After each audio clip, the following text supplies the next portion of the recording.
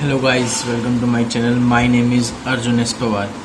Guys, आज हम लोग डिस्कस करने वाले हैं linear equation in two variables में इक्वेशंस की कंडीशंस को।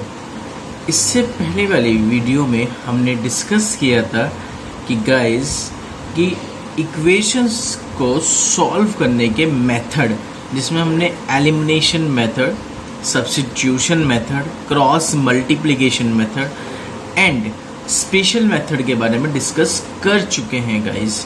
आज का जो हमारा टॉपिक है गाइस वो है consistent and inconsistent of linear equation. और उसके बाद जो हमारा लास्ट टॉपिक होने वाला है गाइस वो होने वाला है वर्ड प्रॉब्लम को लेकर। यानी इस चैप्टर में केवल 2 टॉपिक बचे हैं guys, consistent, inconsistent of linear equations, जो आज मैं डिस्कस कर लूँगा। एट द लास्ट जो टॉपिक रह गया आपके पास वो रह जाएगा फिर वर्ड प्रॉब्लम का। ओके गाइस, तो आइए गाइस समझते हैं क्या है। देखिए, linear equations in two variables में इक्वेशन लिखी हुई a1x plus b1y plus c1 equal to 0, a2x plus b2y plus c2 equal to 0, where a1 a2 b1 b2 c1 c2 are the real numbers. कोई भी real numbers हो सकते हैं। Real numbers मतलब कुछ भी वैल्यूज हो सकते हैं इनकी, यानी एक्स वाई के कोएफिशिएंट में जो वैल्यू रखी हुई कुछ भी हो सकती है, और c1 c2 कुछ भी हो सकता है। तो रियल नंबर्स होंगे जहाँ पे एक चीज़ ध्यान रखनी है कि a1 का स्क्वायर प्लस b1 का square does not equal to a2 का स्क्वायर प्लस b2 का square does not equal to 0, यानी इनकी वैल्यू कभी भी 0 नहीं हो सकती, ये ध्यान रखेंगे ना। यदि a1 square plus b1 square की value does not equal to 0 है तभी हम आगे बढ़ पाएंगे। यदि ये 0 आ गई तब हम आगे इसमें मूव नहीं कर पाएंगे। वो कह रहा है कि जब ये लीनियर इक्वेशन है तो इसकी कितनी पॉसिबिलिटीज़ होती हैं, तो 3 पॉसिबिलिटीज़ बताइए कि 3 possibilities can happen in the case of linear pair of equations. They are कितनी पॉसिबिलिटीज? 3 पॉसिबिलिटीज। कौन कौन सी? पहली पॉसिबिलिटी यानी case number first. Case number first क्या कह रहा है गाइस? केस नंबर फर्स्ट ये कह रहा है कि यदि condition a1 upon a2 does not equal to b1 upon b2 है, इसका मतलब ये होता है कि वे दोनों की दोनों लीनियर इक्वेशन एक दूसरे को किसी न किसी पॉइंट पर क्या कर रही होंगी? इंटरसेक्ट कर रही होंगी। क्या कर रही होंगी? इंटरसेक्ट। इसका ग्राफ ये मैंने आपको दिखा दिया। कैसे ग्राफ शो किया मैंने? यदि a1 upon a2 and b1 upon b2 does not equal to, यानी आपस में इक्वल नहीं है इन दोनों के रेशियो, तो इसका मतलब है कि दोनों की दोनों लाइनें आपस में कहीं ना कहीं किसी न किसी एक पॉइंट पे क्या कर रही होगी? इंटरसेक्ट कर रही होगी। और इसे हम बोलते हैं इसके सॉल्यूशन को यूनिक सॉल्यूशन। कौन सा सॉल्यूशन मिलेगा? जिसे यूनिक सॉल्यूशन मिलेगा। और यूनिक सॉल्यूशन में ये कंसिस्टेंट का केस होगा। किसका केस होगा? ये कंसिस्टेंट का। तो आपसे पूछने लगा भाई बताओ कंसिस्टेंट का केस कौन सा है, तो आप बताएंगे a1 upon a2 does not equal to b1 upon b2, जिसे हम लोग यूनिक सॉल्यूशन भी बोलते हैं। कौन सा सॉल्यूशन बोलते हैं गाइस? Unique solution. ठीक है। और इसका ग्राफ बनता है 2 लाइनें जब आपस में इंटरसेक्ट करें किसी न किसी एक पॉइंट पर करती है। ओके गाइस, चलते हैं सेकंड केस को लेकर। सेकंड केस क्या कह रहा है आपसे? सेकंड केस ये डिस्कस कर रहा है आपसे गाइस कि यदि a1 upon a2 equal b1 upon b2 does not equal c1 upon c2 आ जाए। इट मीन्स इन 2 लाइनों का 2 जो पॉइंट आपके पास a1 upon a2 is equal to हो जाए b1 अपॉन b2 के, ये 2 रेशियो तो इक्वल आ जाए, लेकिन तीसरा रेशियो c1 अपॉन c2 आपस में इक्वल ना हो, तो उस केस में हम लोग बोलते हैं कि दोनों लाइनें आपस में डू नॉट इंटरसेक्ट करेंगे। इट मीन्स दोनों लाइनें आपस में कैसी होंगी? पैरेलल्स होंगी। किस केस में? जब a1 अपॉन a2 इक्वल हो रही होगी b1 अपॉन b2 के, लेकिन डज नॉट इक्वल टू क्या हो? c1 upon c2। तो उस केस में दोनों लाइनें आपस में कैसी हैं? दोनों लाइनें आपस में पैरेलल हैं। इसका मीन्स डू नॉट ये इंटरसेक्ट कर रही है। और सॉल्यूशन कैसे मिलेगा आपको? सॉल्यूशन मिलेगा नो सॉल्यूशन, यानी इस टाइप में कोई भी सॉल्यूशन नहीं हो सकता। पैरेलल लाइन के केस में कोई भी सॉल्यूशन नहीं हो सकते। इट मीन्स ये इनकंसिस्टेंट का केस होगा। किसका केस होगा गाइस? ये इनकंसिस्टेंट का। सॉल्यूशन कैसा है? No solution. केस कैसा है? Inconsistent. Okay guys, point clear है। तीसरा पॉइंट में कह रहा है कि यदि तीनों इक्वल आ जाए, a1 upon a2 equal to b1 upon b2 equal to c1 upon c2, तीनों इक्वल आ गए, तो उस केस में जो लाइन होगी वो आपस में कोइंसाइड कर जाएगी। आपस में क्या हो जाएगी? कोइंसाइड। 2 लाइनें, जो मेरे पास 2 लाइनें थी L1 और L2, आपस में क्या करेगी? एक दूसरे को ओवरलैप करेगी, यानी एक दूसरे के ऊपर है। इस तरह से लाइन है, ठीक है ना। तो वो क्या है? L2 और L1 एक ही लाइन को रिप्रेजेंट कर जाए। जब L2 और L1 एक ही लाइन को रिप्रेजेंट करेगी तो उसका ग्राफ बनेगा कोइंसाइड टाइप का। कैसे बनेगा? कोइंसाइड। ये लिखा हुआ लाइन में कोइंसाइड साइड हो जाती है। कोइंसाइड का मतलब दोनों लाइनें एक ही लाइन को रिप्रेजेंट कर गई। तो इसका मतलब इसका जो सॉल्यूशन होगा वो कैसा होगा, इनका सॉल्यूशन बनेगा इनफाइनाइटली मैनी सॉल्यूशन। एग्जामिनर पूछ लेगा बताओ भाई इनफाइनाइटली मैनी सॉल्यूशन क्या होता है, तो इनफाइनाइटली मैनी सॉल्यूशन में तीनों आपस में इक्वल होते हैं। तीनों क्या होते हैं आपस में equal, a1/a2 equal to b1/b2 equal to c1/c2 infinitely many solution में, ठीक है ना। और इसे हम कंसिस्टेंट भी बोल सकते हैं या और डिपेंडेंट भी बोल सकते हैं, यानी इसका केस कैसा बनेगा, कंसिस्टेंट। तो कंसिस्टेंट दो टाइप में बना। पहला केस जो मैंने आपको पढ़ाया कि जब भाई a1/a2 does not equal to b1/b2 solution unique, consistent का केस, और उसमें लाइन आपस में इंटरसेक्ट करती हैं। जब a1/a2 equal to b1/b2 does not equal to c1/c2, उस सिचुएशन पे दोनों लाइन आपस में पैरेलल होती है, सॉल्यूशन इनकंसिस्टेंट का होता है, ठीक है ना, क्योंकि केस सॉरी इनकंसिस्टेंट का होता है, सॉल्यूशन नो सॉल्यूशन होता है। ये भी आपको बहुत अच्छे समझ में आ गई होगी बातें। तीसरा पॉइंट जो हमने डिस्कस किया था वो तीनों आपस में इक्वल का किया था, जहाँ पे सॉल्यूशन आपको इनफाइनाइट मिलेगा लेकिन केस कंसिस्टेंट का होगा या डिपेंडेंट का केस होगा। इसमें जो ग्राफ बनेगा दोनों लाइनों एक ही लाइन को रिप्रेजेंट कर जाएगी, जिसे हम बोलते हैं कोइंसाइड। क्या बोलेंगे जिसको हम लोग, कोइंसाइड। तो आई होप गाइज जो मैंने अभी आपसे ये डिस्कस किया विद इन 5 से 6 मिनट्स, तो मुझे उम्मीद है कि ये आपको बहुत अच्छे से समझ में आ गया होगा, ठीक है। आइए गाइज अब इसे समझते हैं एक एग्जाम्पलों की हेल्प से। Let's see guys. Okay guys, तो देखिए क्या लिखा हुआ है एग्जाम्पल में। उसने लिखा कि by comparing the ratio a1/a2 b1/b2 and c1/c2 find out which the lines representing the following pairs of equation intersect at A point, या पैरेलल या कोइंसिडेंट। आपको बताना है कि कुछ कंडीशंस आपको गिवन है, और इस लीनियर इक्वेशंस में गिवन होने के बाद उसने ये कहा है आपको कि भाई बताओ कि ये किस लाइन की किस कंडीशंस को फॉलो कर रहे, इंटरसेक्ट की लाइन वाली कंडीशन को फॉलो कर रहे, पैरेलल को फॉलो कर रहे या कोइंसिडेंट, यानी वे दोनों लाइनें जो है आपस में किस कंडीशन को फॉलो करेंगी, कि वे दोनों लाइनें आपस में इंटरसेक्ट कर रही हैं या पैरेलल है या कोइंसिडेंट है, ठीक है। तीनों के बारे में आपको नॉलेज बहुत अच्छे से है गाइज, ठीक है। तो देखिए गाइज अब समझते हैं क्या है। देखिए पहली इक्वेशन जो उसने बनाई है वो क्या लिखी हुई थी guys, 9x minus 10y is equal to 21, 3x/2 minus 5y/3 is equal to 7/2। देखिए इक्वल में 21 है, इसको सबसे पहले इधर लेके आएंगे, इक्वल में हमेशा जीरो बनाएंगे। इक्वल में क्या रखना, हमेशा जीरो रखेंगे आप, हमेशा जीरो। तो देखो ये बना 9x minus 10y minus 21 equal to 0।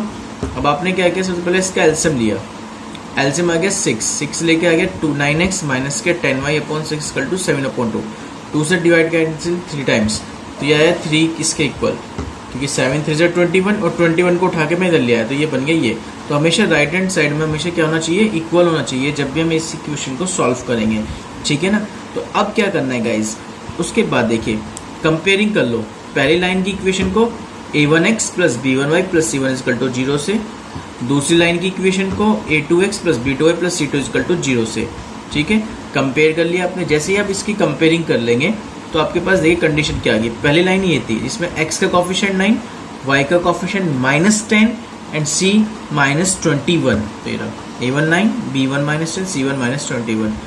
इसी टाइप से आपने दूसरी इक्वेशन को कंपेयरिंग कर ली। दूसरी इक्वेशन में क्या है, x का कॉफिशिएंट 9, y का कॉफिशिएंट -10 और c का कॉफिशिएंट -21, ठीक है। ये लिख लिया आपने, तो दोनों कॉफिशिएंटों को यहाँ लिख लिया c2, a2 value 9, b2 value -10, c2 value -21। आपने a1/a2 गेट किया, a1/a2 b1/b2 c1/c2 ये गेट कर लिया। तीनों आपस में इक्वल आ गई, तीनों कंडीशन कैसे आ गई आपस में equal, a1/a2 equal to b1/b2 equal to c1/c2।